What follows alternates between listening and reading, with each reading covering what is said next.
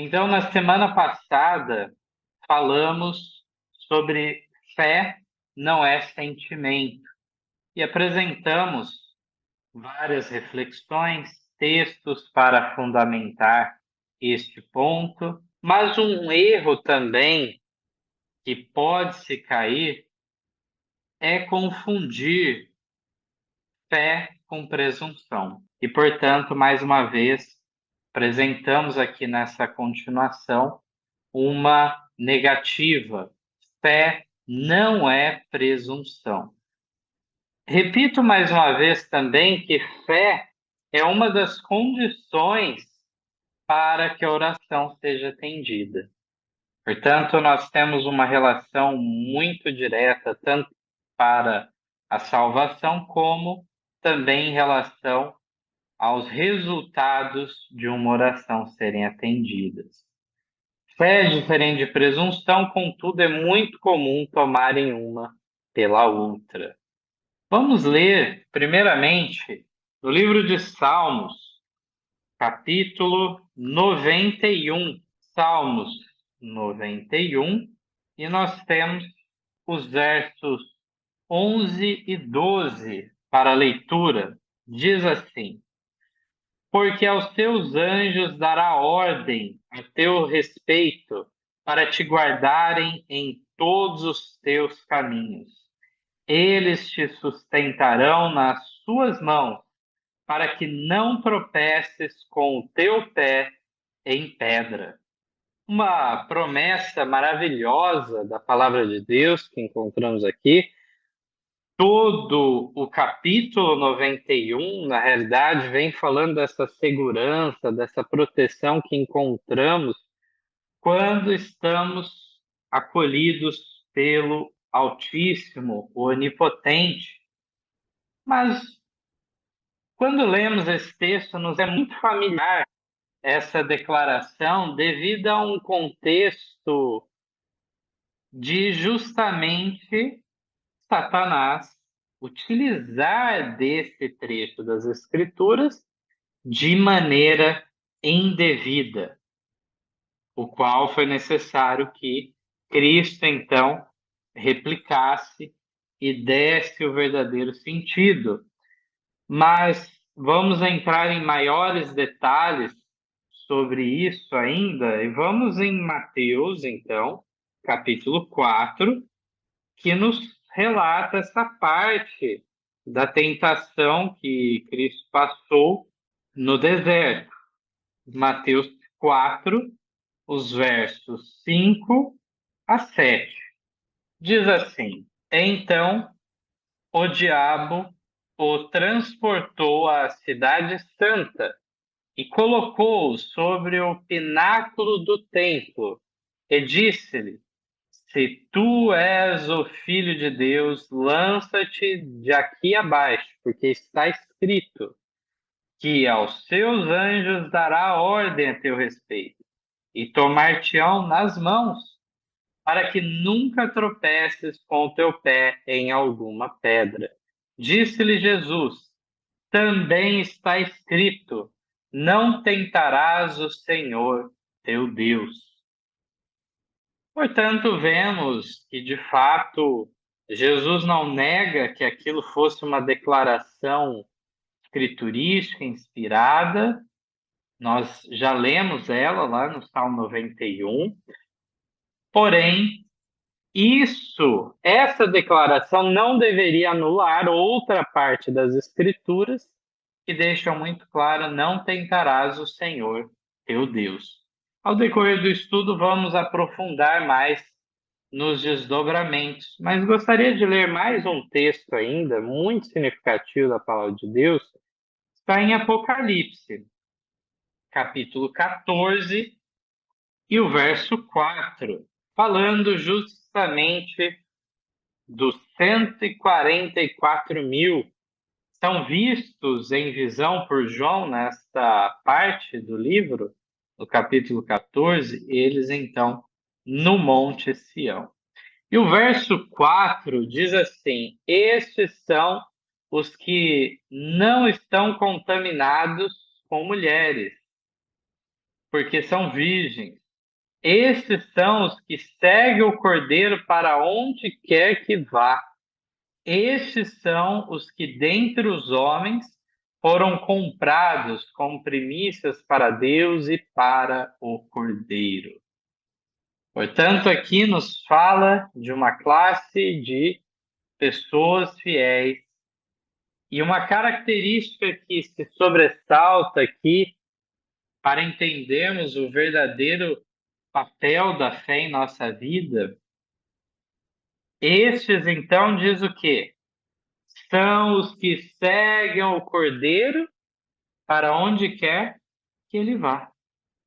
Gostaria de relatar uma descrição também feita no livro Movendo o Braço do Altíssimo, de Anderson Velten, nas páginas 59 e 60, dá uma explicação técnica em relação à questão do sentido da palavra fé.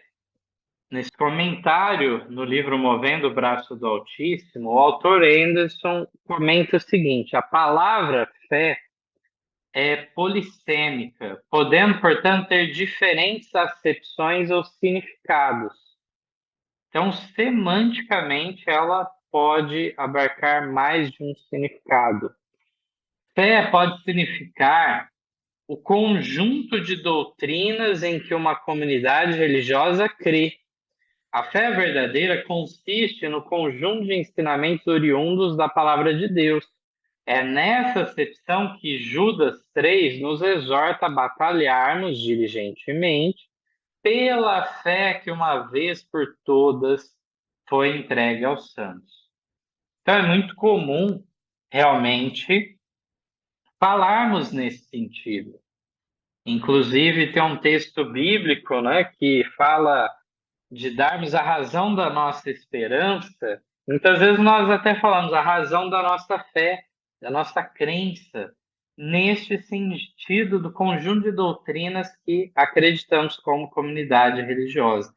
Mas existe um outro sentido da palavra, justamente relacionado à salvação, à oração, que é importante de entendermos.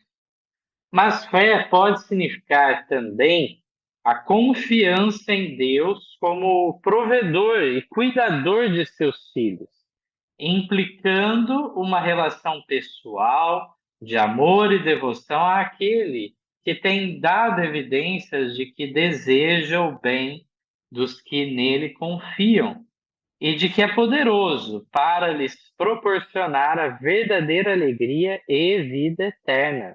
Portanto, aqui nos coloca realmente esse sentido de confiança na providência, no cuidado que Deus trará a nós. Portanto, uma relação pessoal com o Criador e mantenedor. Portanto, ele justamente nesta relação terá alegria verdadeira e está então confiante quanto à promessa da vida eterna.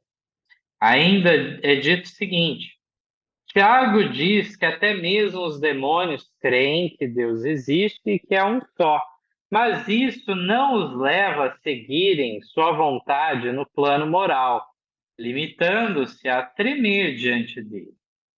Satanás e suas hostes têm fé em Deus no sentido de crerem que ele existe, tem todo o poder, mas não estão dispostos a confiarem nele para a condução de suas vidas. Olha que importante essa distinção. Encontramos aqui a realidade que os próprios demônios, o próprio inimigo de nossas almas, crê que Deus existe e que tem poder, mas nenhum deles, no plano moral, estão dispostos a seguir a vontade de Deus, serem conduzidos por Deus. Então, a fé genuína deve incluir este aspecto, certamente. Vamos agora aos textos de Ellen White. O primeiro que nós temos aqui para analisar é do Ciência do Bom Viver, página 62. Crer em Cristo meramente como Salvador do mundo jamais trará cura à alma. A fé que é para a salvação não é um simples assentimento à verdade do Evangelho. Fé verdadeira é a que recebe a Cristo como Salvador pessoal. Deus deu seu Filho unigênito para que eu, crendo nele, não pereça, mas tenha a vida eterna. Quando me aproximo de Cristo, segundo a sua palavra, cumpre-me acreditar que recebo sua graça salvadora. A vida que agora vivo, devo viver na fé do Filho de Deus, o qual me amou e se entregou a si mesmo por mim. Gálatas 2:20. Portanto, não é apenas crer em um credo, em uma doutrina, na verdade do Evangelho, mas ter Cristo como Salvador pessoal. Nós vemos que houve até uma adaptação aqui do texto de João 3,16 para enfatizar o quê? Jesus ter vindo a esse mundo para que eu não pereça, que eu alcance a vida eterna. Então, essa individualização é importante quando tratamos do ato de Deus por nós. Crer em Cristo meramente como Salvador do mundo, mas não meu, não resolve a situação. Na continuação da 62, e temos um texto semelhante no Desejado também, diz: muitos têm a fé como uma opinião. A fé salvadora é um acordo pelo qual os que recebem a Cristo se unem em concerto com Deus. Uma fé viva quer dizer aumento de vigor, segura confiança, pela qual, mediante a graça de Cristo, a alma se torna um poder vitorioso. Então, através de uma fé viva, genuína, ativa, podemos então ser vitoriosos. Aqui nos coloca, de fato, a necessidade de fazermos uma entrega, um acordo, um concerto com Deus de fato. Mensagens Escolhidas, volume 1, 389, também declara: muitos concordam que Jesus Cristo seja o Salvador do mundo, mas ao mesmo tempo se conservam afastados dele e deixam de arrepender-se de seus pecados e de aceitar a Jesus como seu Salvador pessoal. Sua fé é apenas o assentimento da mente e do juízo à verdade, mas esta não é introduzida no coração para santificar a alma e transformar o caráter. Então, aqui encontramos essa realidade. Sua fé é apenas o assentimento da mente e do juízo à verdade, mas essa não é introduzida no coração. Então, resolveu alguma coisa, toda crença, todo entendimento, não resolveu de fato. Encontramos a necessidade de isso ser introduzido no nosso íntimo, de maneira que a partir da nossa mente transformada, ou seja, o verdadeiro arrependimento, envolve uma mudança de mentalidade. Isso vai nos transformar em todos os aspectos da nossa conduta, o nosso caráter será modificado certamente. Portanto, mais uma vez aqui enfatizando esses pontos. Na 391, diz assim: a fé que é para a salvação não é uma fé casual, não é o mero sentimento do intelecto, é a crença arraigada no coração que abraça Cristo como Salvador pessoal, com a certeza de que Ele pode salvar perfeitamente aos que por Ele se achegam a Deus. Crer que Ele salve a outros, mas não vos salvará a vós, não é fé genuína. Mas quando a alma se apoia em Cristo como a única esperança de salvação, então se manifesta a fé genuína. Esta fé leva o seu possuidor a colocar em Cristo todas as afeições da alma. Seu entendimento fica sob o controle do Espírito Santo e seu caráter é moldado segundo a semelhança divina. Sua fé não é uma fé morta, mas sim que opera por amor e o leva a contemplar a formosura de Cristo e a tornar semelhante ao caráter divino. Uma descrição maravilhosa, realmente, do verdadeiro sentido. No Desejar de Todas as Nações, na página 347, em outras paginações diferentes aí, está na 240, diz assim: falar de religião de maneira casual, orar sem ter a alma faminta e viva a fé, nada aproveita. A fé nominal em Cristo, que o aceita apenas como Salvador do mundo, não pode nunca trazer cura à alma. A fé que opera a salvação não é mero sentimento espiritual, a verdade. Aquele que espera em ter o conhecimento antes de exercer fé não pode receber bênção de Deus. Não basta crer no que se diz acerca de Cristo. Devemos crer nele. A única fé que nos beneficiará é a que o abraça como Salvador pessoal, que se apropria de seus méritos. Então não devemos só ouvir acerca de Cristo, mas cremos nele diretamente e falarmos com ele. Aqui nos fala, mesmo que não tivermos todo conhecimento, pouco conhecimento, devemos exercer fé nele, e certamente mais luz virá correspondente. Assim, a fé será fortalecida. Caminha Cristo, página 61, vai entrar diretamente no problema, no cerne da questão que propomos aqui analisar nesta noite. A chamada fé em Cristo, que professa desobrigar os homens da obediência a Deus, não é fé, mas presunção. Pela graça sois salvos por meio da fé, Efésios 2:8. Mas a fé, se não tiver as obras, é morta em si mesma. Tiago 2,17. Jesus disse de si mesmo antes de descer à terra: deleito-me em fazer a tua vontade, ó Deus meu. Sim, a tua lei está dentro do meu coração. Salmo 40, verso 8. E justamente antes de ascender para o céu, declarou: tenho guardado os mandamentos de meu Pai e permaneço no seu amor. João 15:10. Diz a Escritura: nisto sabemos que o conhecemos se guardamos os seus mandamentos. Aquele que diz que está nele também deve andar como ele andou. 1 João 2, 3 e 6. Pois também Cristo padeceu por nós, deixando-nos exemplo para que sigais as suas pisadas. 1 Pedro 2, 21.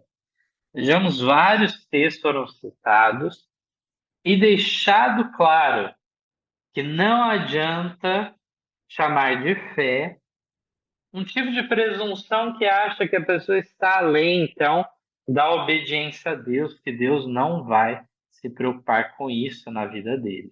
No Desejado de Todas as Nações, 126, continua falando desse tema. Mas a fé não é de maneira nenhuma aliada à presunção. Somente o que tem verdadeira fé está garantido contra a presunção, pois presunção é a falsificação da fé operada por Satanás. A fé reclama as promessas de Deus e produz frutos de obediência. A presunção também reclama as promessas, mas serve-se delas como fez Satanás, para desculpar a transgressão. A fé teria levado nossos primeiros pais a confiar no amor de Deus e obedecer-lhe aos mandamentos. A presunção os levou a transgredir a lei, crendo que seu grande amor os salvaria da consequência de seu pecado. Não é ter fé pretender o favor do céu, sem cumprir as condições sobre as quais é concedida a misericórdia. A fé genuína baseia-se nas promessas e providências das Escrituras. Portanto, vemos que claramente a palavra de Deus nos mostra condições para o qual alcançamos a misericórdia, alcançamos as bênçãos. Encontramos esse paralelo com os primeiros pais, Adão e Eva, e um sentimento inspirado por Satanás seria qual? Que o amor de Deus era tão grande que eles ficariam impunes da consequência que tinha sido afirmado categoricamente que viria por transgredir a ordem. Aqui vemos por que a presunção é tão confundida com fé, porque de fato é uma falsificação. Satanás opera essa falsificação para enganar as pessoas. Se Satanás puder enganar as pessoas em buscar a salvação pelas obras, ele o fará. Mas outra classe de pessoas ele buscará enganá-las de que maneira? Elas buscando uma fé morta, uma presunção, portanto, que não muda a vida, não produz frutos de santificação. Testemunhos para a Igreja, volume 1, página 231. Aos que professam ter grande fé em Deus e ter dons especiais, e especiais respostas à oração, embora faltassem as evidências. Eles tomavam erradamente presunção por fé. A oração da fé nunca se perde, mas dizer que será sempre atendida do próprio modo e concedida a coisa particular que esperávamos, isso é presunção. Aqui, de maneira mais prática, é já declarado como que funciona essa situação. Vemos que a oração da fé, ela nunca se pede, ela tem o seu valor. Mas a pessoa decretar que Deus fará tal coisa, mandar em Deus, essa não é a posição daquele que está na fé, mas sim daquele que está na presunção. Porque a nossa oração, por mais que seja feita com fé genuína, poderá não ser atendida do modo que esperamos. Pode ser que não alcancemos aquilo especificamente que pedimos, mas de fato Deus operará o melhor por nós. Ciência do Bom Viver 227. Temos na palavra de Deus instruções relativas à oração especial pelo restabelecimento de um doente. Mas tal oração é um ato soleníssimo e não devemos realizar sem atenta consideração. Em muitos casos de oração pela cura de um doente, o que se chama fé não é nada mais que presunção. Então é muito pesado esse texto, agora tocando num outro ponto de como frequentemente ocorrem orações especialmente voltadas para o restabelecimento de uma pessoa enferma. Mas sempre devemos ter em mente aquilo que Jesus fala: todavia, não se faça a minha vontade, mas a sua, assim na terra como no céu. Então, portanto, devemos nos submeter também aos propósitos de Deus. No Conselho sobre Saúde 381, nos fala mais ainda sobre esse tópico. Tenho visto tantos casos serem levados a extremos na oração em favor dos enfermos, que tenho achado necessitar esse aspecto de nossa experiência de reflexão muito sólida e santificada, para que não realizemos movimentos que possamos chamar de fé, mas que na realidade não são mais do que presunção. As pessoas abatidas pela aflição precisam ser aconselhadas sabiamente para que possam mover-se de maneira discreta. E enquanto se colocam diante de Deus para que se ore em seu favor, a fim de que sejam curadas, não devem assumir o ponto de vista de que os métodos de restauração da saúde, de conformidade com as leis naturais, devam ser abandonados. Aqui, a mensageira do Senhor reconhece a importância de termos o pensamento de uma fé ativa que se desenvolve em práticas de acordo com o conhecimento e a iluminação que Deus derrama. Pode ser que para uma pessoa que não tem o mesmo conhecimento, seja efetuado de maneira miraculosa, sem qualquer tipo de condição aí relacionada a um tratamento. Mas para aqueles que de fato conhecem, são conhecedores dos tratamentos naturais, para a regeneração da saúde de fato, devem buscar praticar esses meios, esses remédios naturais que Deus deixou para o seu povo. Devemos compreender o lugar de estudo na providência divina. Agora, queria deter-se no tópico do diálogo de Cristo com Satanás no deserto da tentação. Então, na página 57, nós vemos aqui nesse livreto, no deserto da tentação, uma reflexão breve, mas muito profunda que nós encontramos nesse livro. Indico que todos leiam. E sobre este aspecto da tentação relacionado à presunção que vamos nos deter. Aqui relata que na primeira tentação de Satanás, quanto à questão do apetite, ele tentou insinuar dúvidas com respeito ao amor de Deus e ao cuidado por Cristo como seu filho, apresentando o ambiente, sua fome, como evidência de que ele não tinha o favor de Deus.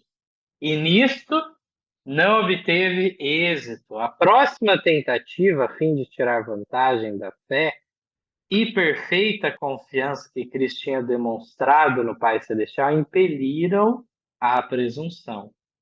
Então vejamos como que o inimigo, ele não conseguindo enganar com um determinado ardil, ele apresenta outra coisa. Primeiramente, relacionado à tentação ao apetite, ele lançou dúvidas quanto ao cuidado, ao amor de Deus para com ele.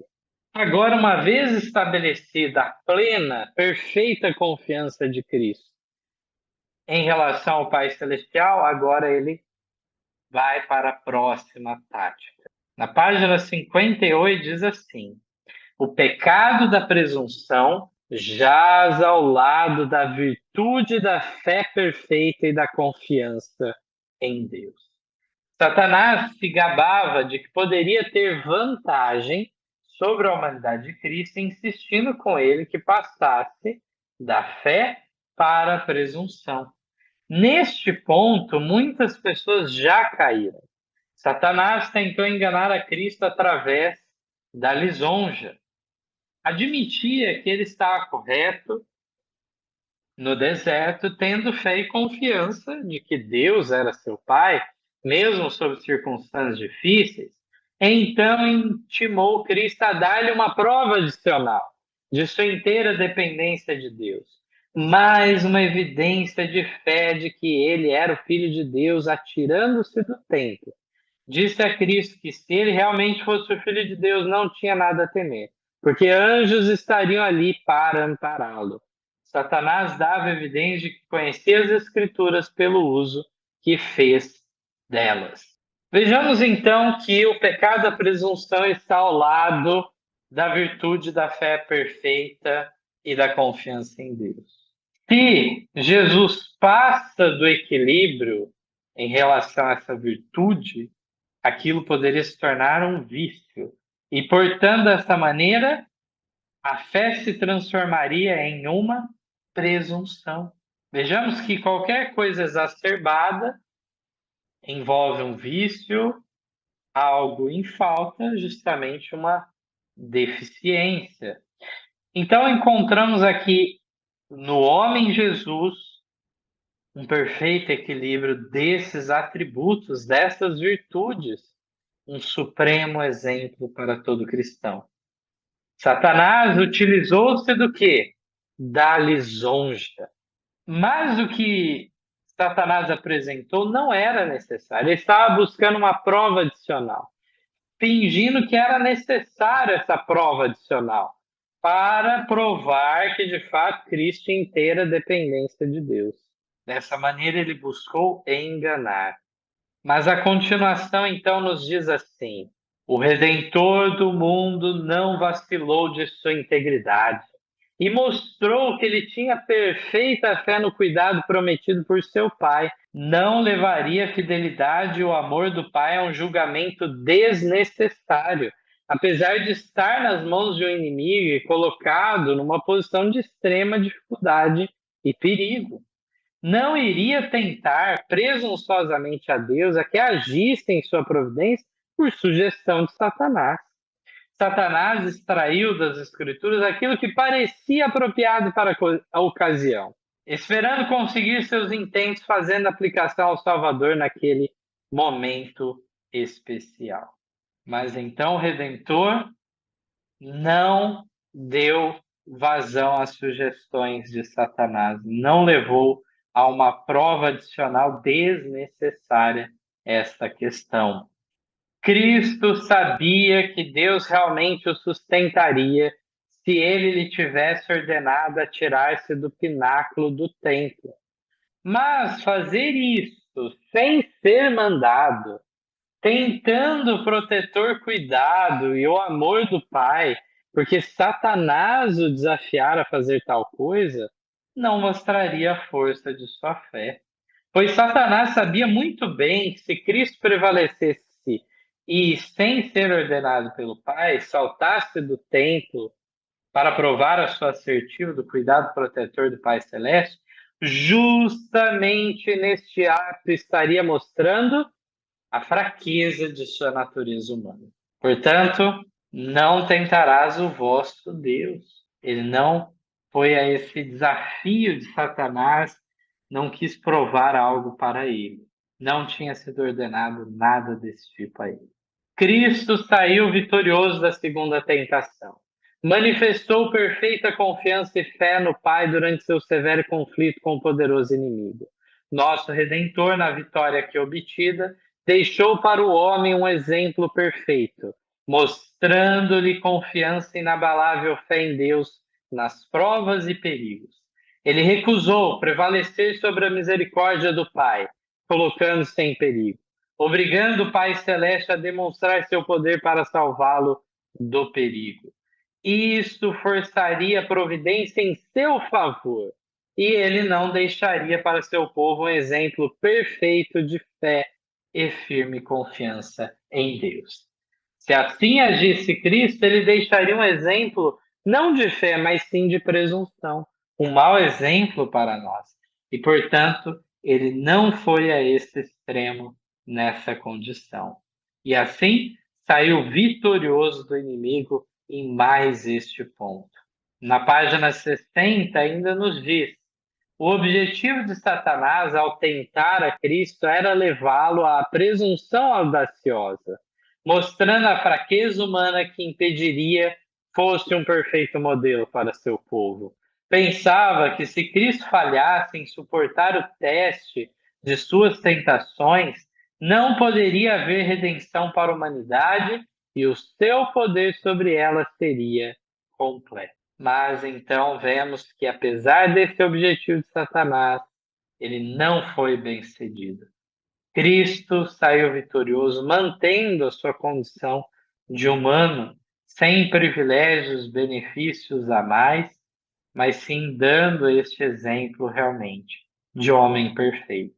Em conclusão, gostaria de ler um último texto que está na meditação Nossa Alta Vocação, 117 a página. Diz assim: existe uma classe que diz eu creio, e reivindica todas as promessas dadas sob condição de obediência, mas não fazem as obras de Cristo.